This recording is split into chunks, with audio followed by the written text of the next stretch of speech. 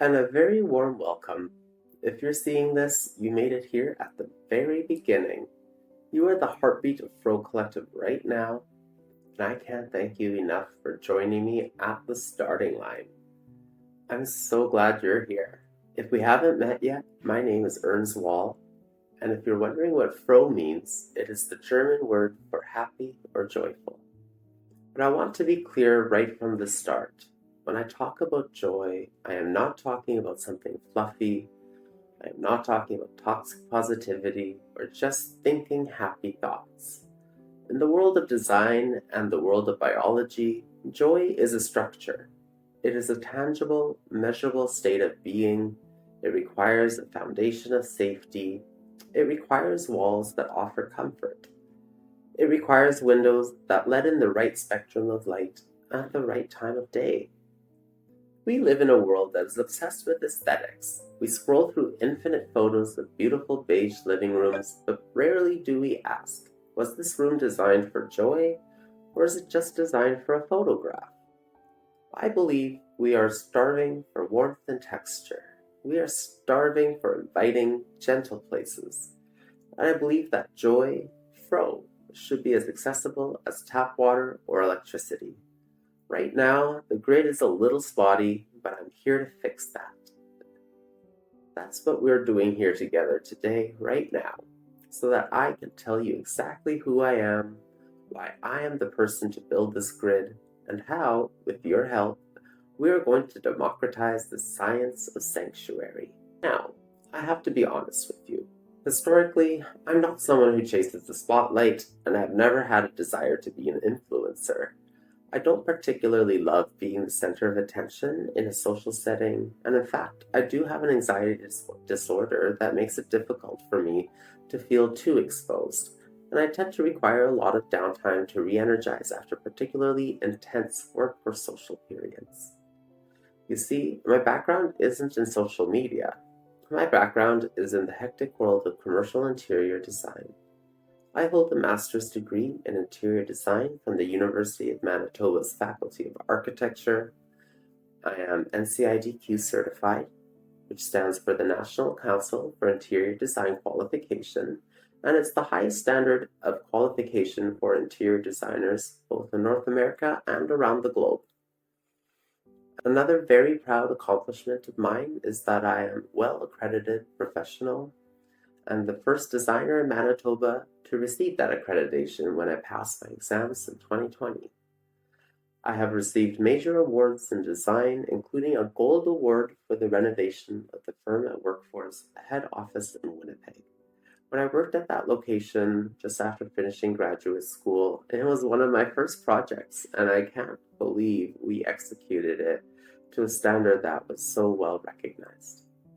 I've also received many academic awards, including my graduate studies research receiving funding from the prestigious Social Sciences and Humanities Research Council of Canada.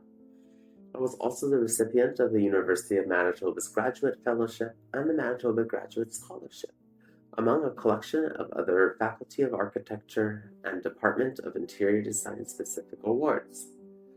Additionally, I've had the pleasure of serving my community in a variety of roles, from leading the Interior Design Association of Students during my graduate years, first as the vice president and then as president. During those years, I also participated on a variety of student body committees, such as the Graduate Students Association, where I was the Department of Interior Design representative, and participated on the awards committee.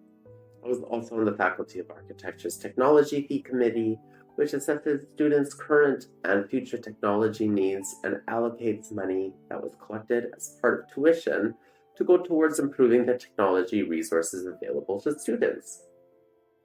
One of the larger initiatives I spearheaded during this time was the purchase of a new laser cutter that is powerful enough to cut through metal. It was a large purchase that I believed would supplement our existing, less powerful laser cutters and offer tools to the faculty's fabrication lab that provided students with new opportunities to explore materiality in their work. I was personally a heavy user of the laser cutters, the CNC milling machines, the wood workshop in general, and I've always loved to build things. I was able to do all of this extracurricular, unpaid work because of the funding I received at the time. I was able to cut back hours at my long-running hospitality job and do something more fulfilling with that time instead. For me, it's almost never a question of whether or not I want to do something, it's whether or not I have time to do it, and do it to a standard I can be really proud of. I've heard people exclaim often, C's get degrees, when they underperform, and I've never been one of those people. I don't do substandard work, but that doesn't just take skill and know-how. It also takes a lot of time and patience to get things just right. As you can probably tell by now, my stage hasn't included being on YouTube. It has been in the boardroom, or more commonly nowadays, a video conference call.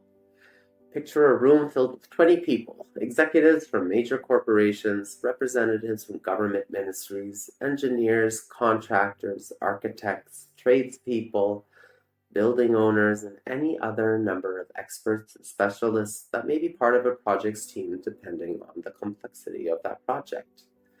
My job, my expertise, is standing at the head of that table and translating complex, invisible data into a vision that can be understood by everyone at the table. In fact, I'm often the one leading the conversation and taking the meeting minutes, which I then distribute as a nicely organized, concise summary of what was discussed to the whole group for everyone's records and reference. I spent my entire career explaining to executives how their office furniture and the quality of acoustic control will determine whether their employees burn out or thrive. I've spent years training junior designers at my firm, and I've even taught at the university level. And right now, I have the great privilege of advising an interior design student on their thesis project. So, while I may be new to this specific camera lens, I'm not new to leading complex initiatives. I know how to navigate bureaucracy to get beautiful things built. I know how to manage a project from a concrete shell to a functional, healthy, and beautiful space. And I am applying that exact same rigor to Froh Collective. So, why am I doing this? Why put myself in the spotlight? Because I realized something frustrating. In my commercial work, we have access to incredible data. We know exactly how to integrate innovative systems like lighting that regulates your circadian rhythm. We know how air quality affects cognitive function. We have the science of wellness dialed in pretty well. But all of that knowledge is locked behind a massive paywall. It is reserved for companies and organizations that hire well-educated, certified, and experienced consultants such as myself. While I am so proud of all the research and data that my team and I produce for our projects, I caught myself wondering, why is this science stuck in the workplace?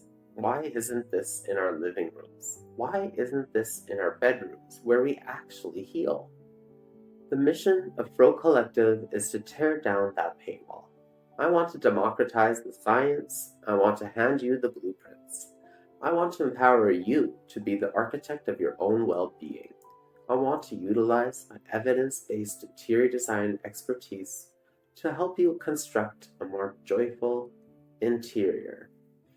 And I realize that I am uniquely positioned to do this. There are plenty of designers online talking about trends, which don't get me started on what is often just affiliate marketing. There are plenty of scientists talking about data, but there are very few people who sit right in the middle, who can read the academic paper on neurobiology and then tell you exactly which light bulb you need to buy at the hardware store. I'm also loaded with perspective from a lifetime of not being taken care of very well. I'm a gay, German Mennonite, Mexican-Canadian immigrant, and if you're thinking that some of those things don't naturally agree with each other, you're right. My community has often felt that way too, and I've had my fair share of difficulties because of who I am. However, for whatever reason, I've been able to persevere and build a successful life of kindness, compassion, love, and joy. So, what is the actual plan? And how do we build this? My approach is to get the flywheel spinning. I'm going to seed the ground, And to start, I'm releasing 3 deep dive videos on the Froh channel. And I chose these topics carefully to show you the diversity of what we can cover. First, biology. We're going to talk about how your lighting is strongly linked to your neurochemistry. Second, psychology. We're going to discuss prospect refuge theory and why your open concept floor plan is giving you anxiety. Third, we're going to talk about sociology. We're going to look at the performance of home and how social media has turned our living rooms into stage sets. To start, I plan on releasing 1 new video on a weekly basis. As I'm able, I will expand that to more videos per week in order to cover a wider range of topics, such as more technical building science or question and answer style videos, how-tos. The possibilities are bountiful. I'm also getting to work on Froh Good, our charitable arm. We are starting where I live in Victoria, BC, with locally focused art education projects to bring creativity back into the community and to help set folks up for a more joyful life. As Froh Collective's community grows, I would like to see Froh Good reach folks all over the world, and I'm really looking forward to hearing your ideas for initiatives we should consider in your area. But here is the most important part. That is just the start. I have enough ideas to keep this channel running probably for a decade, but I don't want to build this at you. I want to build this with you. The real magic happens when this community grows. I want the Froh Collective website, which is currently being built, to be a gallery not just of my work, but of yours too. I want to showcase community projects, art, and stories of sanctuary from around the world. I want you to have real input on the curriculum. As the community grows, I want us to have conversations about what I cover next. Should we do a deep dive on acoustic privacy, or should we talk about the ergonomics of aging? This isn't a lecture hall where you just sit and listen. It's a collective. Your voice really matters here. Now, I realize I've made this sound pretty serious, which it is. The business of happiness is serious business. But I am not always serious, and part of finding Froh is embracing the things that make us light up. So while we will be deep diving into neurobiology and building science, I also promise to share the other side of who I am too. You're going to see my photography, you're going to see my art, you're going to catch a video of me singing or playing an instrument on YouTube, because music, art, that's always been a huge part of my sanctuary. I want to share all of the things that make me happy, not just the architectural ones, because you can't build a sanctuary if you don't know how to play in it.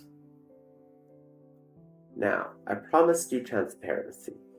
If you're going to join the editorial board on this Patreon, you need to know that I have skin in the game too. I'm not asking you to fund an idea. I'm asking you to fuel a machine that I've already begun building. Let's look at the checklist. This is what I've been doing with my own time and resources over the last few weeks. First, the business structure. I've officially submitted the registration for the Froh Collective Limited here in British Columbia. We are doing this properly, limited liability, full legal standing. Digital infrastructure. I've purchased the domains, I've set up email accounts, I've secured all the passwords, and the digital foundation has been poured. Now, the YouTube channel, Froh is going to be live in a few weeks, and it's a work in progress. I want it to be something I'm proud of, so I'm not just going to start filling your timeline with a bunch of random videos just to get content out. I'm going to be writing scripts and doing a lot of research just to get my data in order. It's a long process to get a good, high-quality, educational, and entertaining video out there. Lastly, for socials, we are launching the official Instagram page. It's going to be the central hub for the collective projects Froh Froh Good, and future projects as well. The website, frohcollective.com, is currently under construction. I could have thrown up a generic template, but that's not how I operate. I refuse to publish anything mid-quality, and I'm building a resource library that will stand the test of time. So it might take a few weeks, but I promise you, it'll be worth the wait. I'm putting my own money into this because I believe in it. I'm leading the charge. I also want to be transparent about how I'm doing this. I mentioned I'm not a YouTuber by trade, so welcome to my laboratory. This is my home office. It's where I do my design work and business activities. It's also where I do my writing, and this is where we store all of our craft and hobby supplies at home. Fun fact, it's also where my partner David and I age our cheese. Yes, we make cheese. If you hear a weird bubbling sound, it's probably a wheel of brie or Cambozola just doing its thing. I'm filming this on my PC webcam. I don't have a professional cinema camera yet, and the lighting is literally just a couple of small lamps I pulled from around the house. As you'll learn on this channel, I can make do with very little. Everything else, including just some startup expertise, I borrowed from David. You might know him from his channel, The Canadian Hobbyist, formerly The Canadian Reef Master on YouTube, and he goes by Jeremy on there, and it's the first and middle name situation, so it can be a bit confusing. But anyhow, he has been running a successful channel for years, and he's been an incredible mentor to me in this process. So while I'm a rookie at recording, I have an expert in my corner ensuring that the production value meets the pro standard. I'm using what I have, and I'm using my resources. I'm bootstrapping this because the message is more important than the gear. So here is the reality. I have the education and experience. I have the drive and determination. I have the roadmap. I have some of the equipment. What I'm missing is the time. Currently, I work full-time in the commercial design world, and while I love my work, there is a direct correlation between the hours I spend there and the hours I can spend here with you. I'm burning the candle at both ends to get this launched, but that isn't sustainable long-term.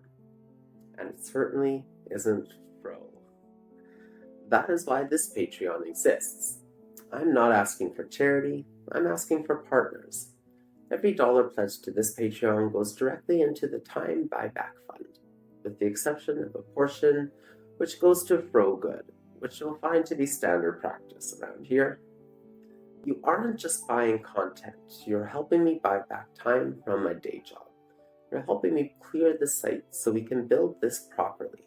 No shortcuts, just pure, unadulterated focus and Froh. If you scroll down on this page, you can read more about the specific mission and the tiers we've set up, from the coffee fund all the way to the foundation where you get to vote on the content, and more tiers beyond that. As I have more time, I'll also open up tiers that include one-on-one time, special edition photography prints, and other Froh Collective goodies as well. If you're ready to help me build the corner of the internet that feels like a velvet armchair in a sunbeam, I invite you to join us. The first deep dive video on YouTube channel will be ready by the end of the month, and the Instagram will be live shortly. FrohCollective.com will be up and running soon, and it will have inquiry forms for all of our different initiatives. There will be plenty of opportunity for your voice to be heard. Thanks so much for taking the time today to hear my vision. I hope you got something meaningful out of our chat, and if you're here to stay, you'll be seeing a lot more of me shortly. If you're not ready to pledge, then that is totally fine. The mission is to democratize this knowledge, so much of it will eventually be free. You can support the mission simply by subscribing to Froh and Tell on YouTube, or following the Froh Collective Instagram page, or even by signing up on the Froh Collective website when they launch. All of those links will be made available as soon as they're ready. Now, welcome to the Froh Collective. Let's get to work.